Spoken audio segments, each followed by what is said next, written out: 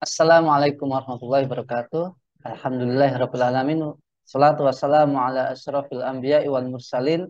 Sayyidina Muhammadin wa ala alihi wa sahbihi ajma'in amma ba'du. Pemirsa Khilafah News yang dirahmati oleh Allah.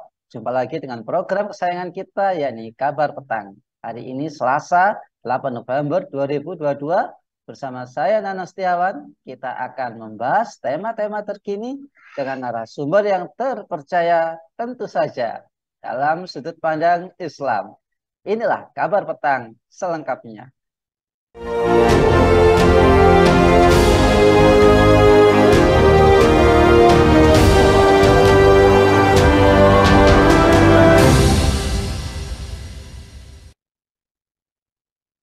Pemirsa, beredar sebuah video viral di Instagram yang menyebutkan bahwa Kabareskrim Polri, yakni Komisaris Jenderal Polisi Agus Andrianto, diduga menerima uang dari tambang ilegal di Kalimantan Timur.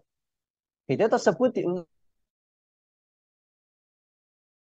Ismail Bolong muncul ke hadapan publik setelah video pengakuannya sebagai pengepul batubara ilegal di Kaltim itu mengaku menyetor uang ke seorang perwira tinggi Polri sebesar 6 miliar rupiah.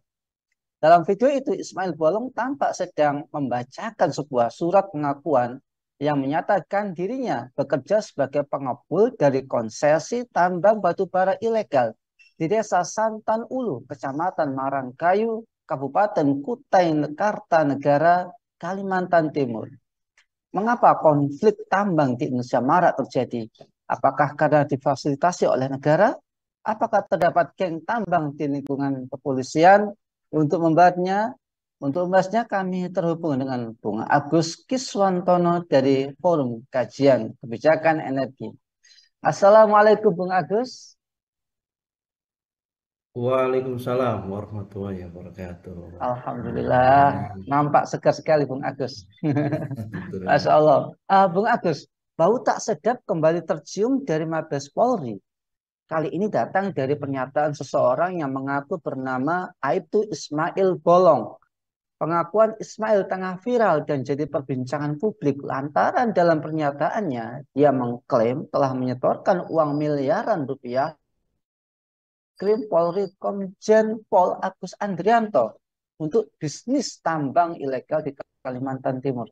Apakah ini indikasi terdapat geng tambang di lingkungan kepolisian, Bu? Ya, baik, Bung Nanang. Eh, ini ada yang menarik ini. Jadi yang menarik itu begini. Kalau biasanya itu Tamtama, kemudian Bintara atau Purwa Pertama lah, ya, yang dibikin framing opini, ya kontradiksi ya, terkait dengan Ismail Bolong ini kan ada dua. Pertama testimoni, ya.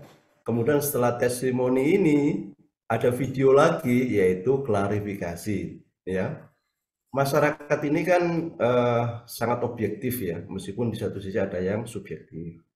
Apalagi dunia media sosial yang sekarang ini yang merepresentasikan ya, ada namanya teknologi, ada namanya transformasi sosialnya. Kalau teknologinya 4.0. Kalau untuk transformasi sosialnya ini yang kadang tidak dipahami oleh kalangan yang itu notabene adalah kalangan penegak hukum, yaitu transformasi sosial atau smart society.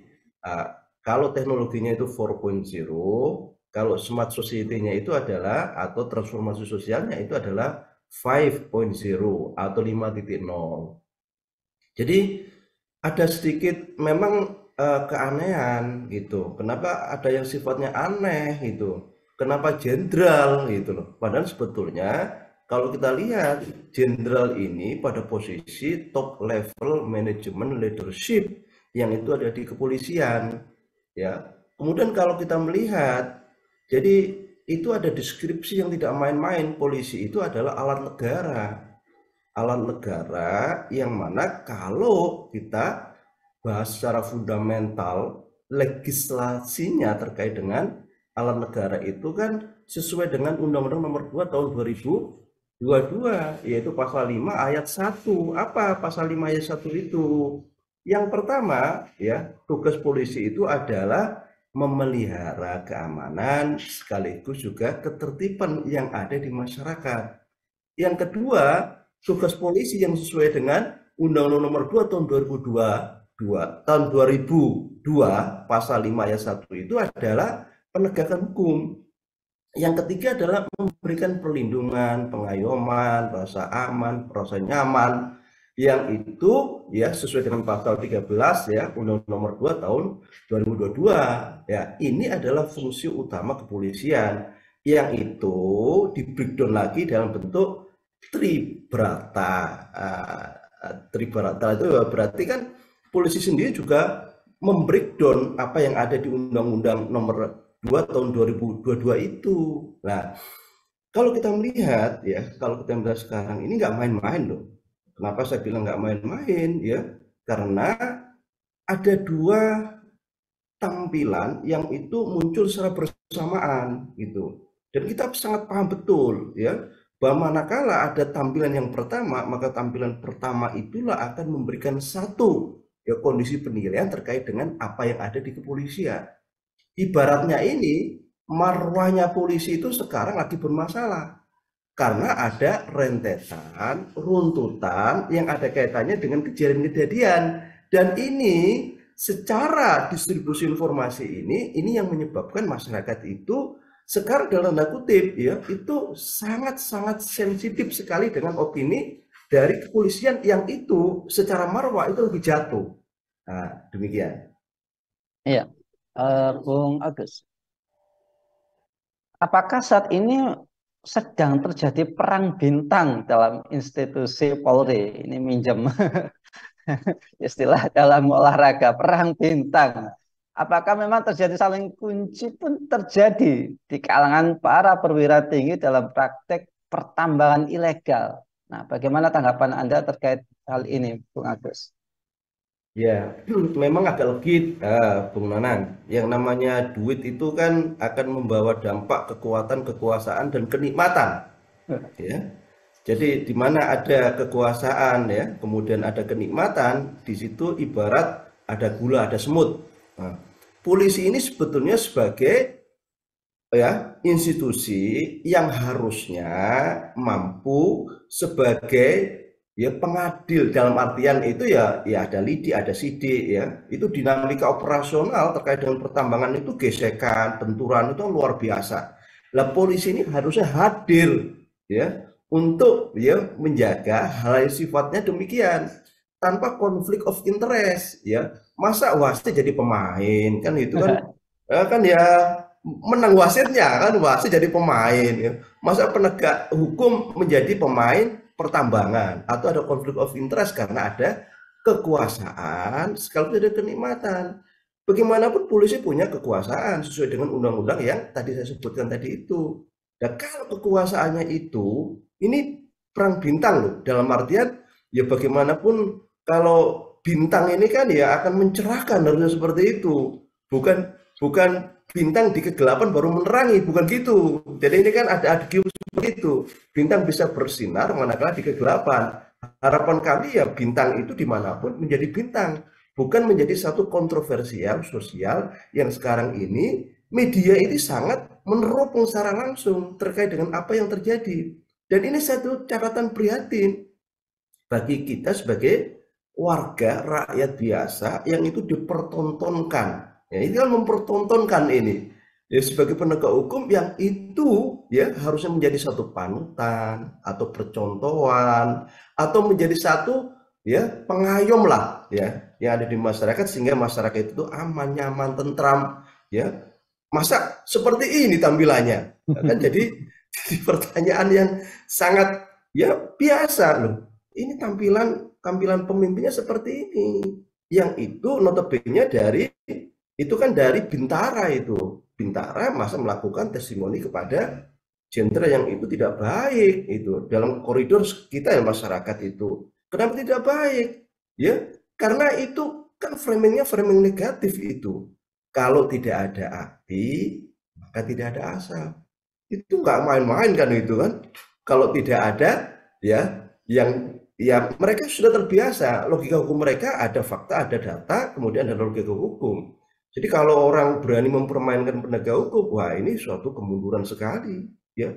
Terus apa yang mau kita harapkan dari penegak hukum kalau itu internal sendiri sebetulnya yang membuka aib yang ada kaitannya dengan transaksi transaksional, ya, yang itu berdampak pada meruntuhkan, ya, bahwa dari kabar reskrim itu sendiri. Nah, seperti itu. Ya, Bung Agus. Sebenarnya ini terkait dengan pertanyaan tadi. Mengapa konflik tambang di Indonesia ini marak terjadi? Apakah karena difasilitasi oleh negara ini konfliknya? Baik, hitung-hitungan saya, ya, kalau memang kenapa tambang itu sangat legit sekali, itu karena duitnya sangat banyak. Gitu. Karena jujur saja, saya sempat ngitung BEP kalau kita tuh usaha di pertambangan yang sangat luar biasa, baik itu di minerbalnya, ya, jadi mineral batu bara, ya, ada oil and gas dan lain sebagainya, sangat legit sekali. Fast track untuk break even point, fast track dalam artian cepat sekali itu. Karena itu kan ada nanti purchasing agreement, ya, purchasing agreement itu yang akan menjadi satu fundamental untuk melakukan eksploitasi. Sebelumnya kan ada eksplorasi dan itu sangat luar biasa. Gesekan antar pengusaha tambang sangat luar biasa, dan gesekan itu akan, ya, apa itu, ada kenyamanan orang berinvestasi itu manakala ada fundamental undang-undangnya.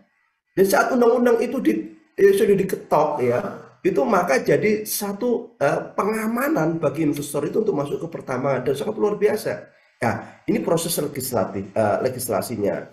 Proses eksekusinya seperti apa? Gesekan-gesekan tadi itu manakala terjadi, maka polisi harusnya hadir, gitu. Polisi harusnya sebagai satu pihak yang mampu untuk melakukan pengamanan dalam tingkat operasional dari sisi eksploitasi, eksplorasi pertambangan tersebut. Sehingga memang kondisi ini, ya, garda terdepan untuk melakukan ketertiban, ya, ketertiban. Yang namanya, ya, apalagi sekarang kekuatan berimbun dengan kekuasaan atau peng-peng, ya, ada pengusaha, ada penguasa, ya, itu menurut apa itu beberapa kalangan, ya, ada peng-peng itu. Jadi pengusaha itu sekaligus juga penguasa di daerah tambang tersebut, sehingga akhirnya menjadi kekuatan yang super dahsyat. Bagaimana wong penguasa plus juga sekaligus sebagai pengusaha, kan dia akan, ya, tadi itu saya gambarkan, dia kan sangat paham dengan potensi yang ada di daerah tersebut, dia penguasa. Tapi di sisi lain dia memanfaatkan, ya, kekuasaan itu untuk menjadi pengusaha. Nah, penertibannya ini seringkali bergesekan dengan kepentingan. Akhirnya kepentingan itu, ya, kadang diperjualbelikan. Kepentingan apa? Kekuasaan untuk melakukan penertiban tadi itu. Kan fungsi polisi tadi ada 3 itu. Ya kan gitu, penegakan, kemudian menjaga keamanan, ketertiban. Kan seperti itu. Nah, dengan demikian, kalau ini ditempatkan, ya, kalau memang kita komit lah, ya, kita kalau komit ingin memperbaiki, maka sebenarnya ini juga ada kontribusi positif untuk Indonesia di mata publik sekaligus di mata internasional terkait dengan penegakan operasional dari, ya, operasional pertambangan tersebut. Sehingga tidak ada, ya, ada video testimoni, ya, di awal yang sudah viral luar biasa, kita nggak tahu, ya, sudah berapa ribu kali diviralkan, sudah repot itu. Akhirnya setelah itu muncul, setelah video testimoni ada video klarifikasi. Lah, kok, ya, yang memviralkan, ya, yang memviralkan di awal, ya, kita nggak tahu, tapi yang melakukan testimoni itu, ya, kok, wah, ya, anggota polisi sendiri, yang itu memang resign, ya, memang resign. Tapi yang jelas itu kan masih di 2022 Februari, kemudian setelah itu di Juni baru di ACC untuk resign. Nah, ini kan malah timbul pertanyaan itu, mau dia belum MPP, masa persiapan pensiun, sudah mengajukan pengunduran diri.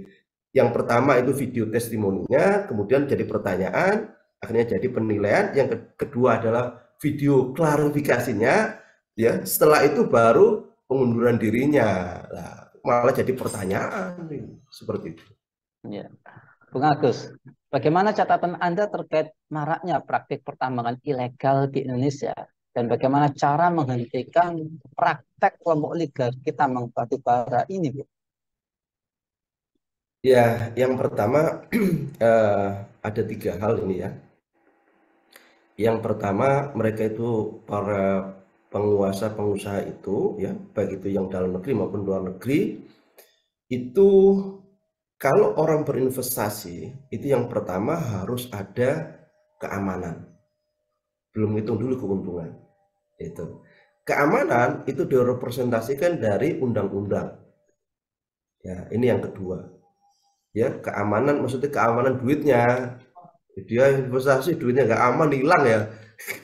Kan manusiawi itu. Setelah itu ya eh, perundang-undangan. Nah, undang-undang kita ini kan undang-undang yang membolehkan ya siapapun yang punya duit, apalagi duitnya banyak, besar, gede dan gitu ya, itu untuk melakukan eksploitasi ya, mengeksploitasi sumber-sumber tambang baik itu yang ada di darat maupun yang ada di laut untuk dikeruk ya, dieksploitasi untuk kepentingan perusahaannya, membolehkan. Yaitu representasinya di Undang-Undang Minerba, Mineral dan Batu Bara ya.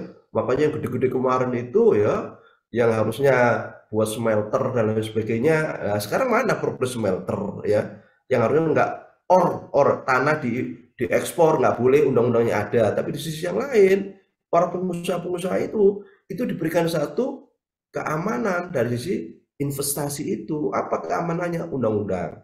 Yang ketiganya yang paling penting, tereliminasinya negara untuk mengelola sumber daya alam yang itu ya terkait dengan pertambangan itu ya, yang sekarang ini ya justru negara itu membolehkan ya melakukan swasta melakukan eksploitasi besar-besaran ya, yang mana itu justru negara melegitimasi dengan undang-undang tersebut ya. Oleh karena itu ya 3 hal ini kalau tidak ada perubahan yang signifikan terkait dengan peran negara dalam ya, mengelola negaranya, masa apa itu tamu lebih berkuasa daripada tuan rumah. Nah, itu kan seperti itu terus. Tamu lebih ya mengatur semua, yaitu sebetulnya tuan rumahnya dikalahkan. Nah, maksudnya Indonesia, investor asing ya lebih ya dikasih karpet merah, sementara tuan rumahnya ya malah tidak punya kuasa. Nah, sehingga ya jadinya seperti ini ya. Nah, pertama keamanan dari investor asing, yang kedua adanya legislasi perundang-undangan yang itu menjadi satu penopang utama untuk keamanan investasi tersebut. Yang ketiga, peran negara ini tereliminir ya. Sehingga negara hanya mengambil 10% saja.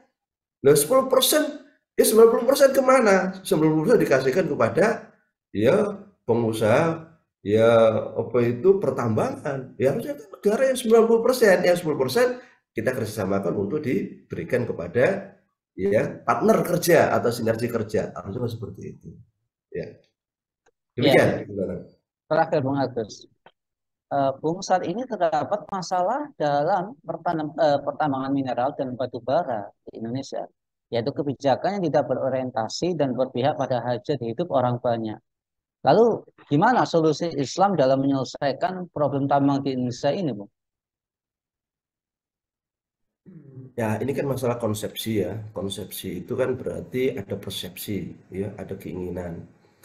Pertanyaannya, ya, apakah pengelolaan, ya, tambang, apapun tambang itu ya, apakah pengelolaan pertambangan, ya, mineral apapun yang ada di Indonesia, ya, pertanyaannya itu sudah baik ataukah jelek?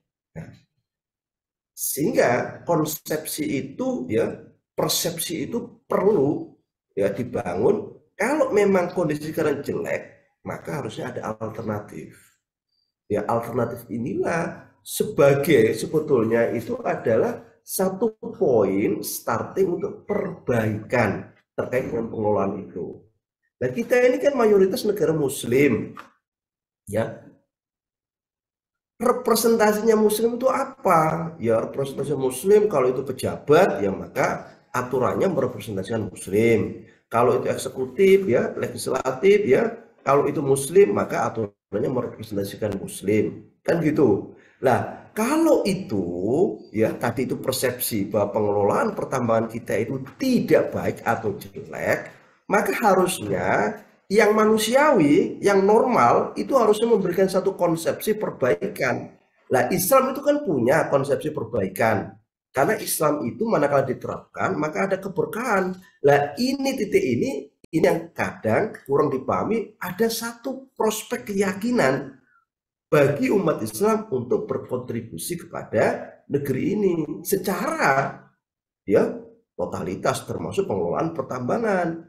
Akhirnya yang muncul sekarang ini konsepsi Islam itu malah dijustifikasi, dinilai karena ada propaganda Islamofobia. Nah, Islamofobia itu saat memberikan satu Islam itu kontribusi untuk perbaikan, seakan-akan itu ada fobia, ya, fobia. Nah, fobia ini kan ibaratnya orang itu dihantu-hantui. Oh, belum diterapkan kok dihantu-hantui. Nah, ini kan ada keunikan. Ya, dihantu-hantui itu adalah mimpi negatif, dan itu mimpi negatif kok dipakai sebagai acuan. Ya kita harusnya positive thinking dong. Ya, mimpi positif itu harus jadi spirit utama. Kenapa spirit utama itu? Kita Islam, ya kita Muslim. Kalau kita Muslim, ya 50% kita itu tidak Muslim, itu namanya Muslim yang liberal. Ya, 90% kita Muslim, ya 10% kita tidak Muslim. Itu juga harusnya Muslim dipertanyakan. Kan berarti Muslim tidak komitmen, ibaratnya kinerja. Ya, kinerja ini berarti ada catatan buruk 10% itu. Nah, ini yang tentunya menjadi satu kebersamaan kita. Ya, kan wajar kalau saya sebagai seorang Muslim, maka saya itu berkeinginan ya Muslim 100%. Bukan Muslim 50%, 30%, 40%, dicampur-campur, di mixing kan itu. Nah, ini yang menimbulkan kadang-kadang ya, apa itu konsistennya. Demikian. Iya, baik, Bung Agus, terima kasih atas pemaparannya dan semoga ini membuka wawasan bagi kita semua untuk bersama-sama membawa negeri ini ke arah yang lebih baik dengan mengkritik mafia-mafia pertambangan, termasuk jika memang yang kita bahas ini benar, ya semoga bisa diselesaikan dengan sebaik-baiknya. Baik pemirsa kabar Pertan yang dirahmati oleh Allah Subhanahu wa taala, terima kasih atas perhatiannya dan insya Allah kita akan ketemu di lain kesempatan dengan tema yang berbeda. Saya Anang Setiawan undur diri, jangan lupa untuk like, subscribe, kemudian komen positif dan share ke teman-teman Anda, ke kolega Anda. Semoga menjadi ilmu yang bermanfaat. Saya undur diri. Wassalamualaikum warahmatullahi wabarakatuh.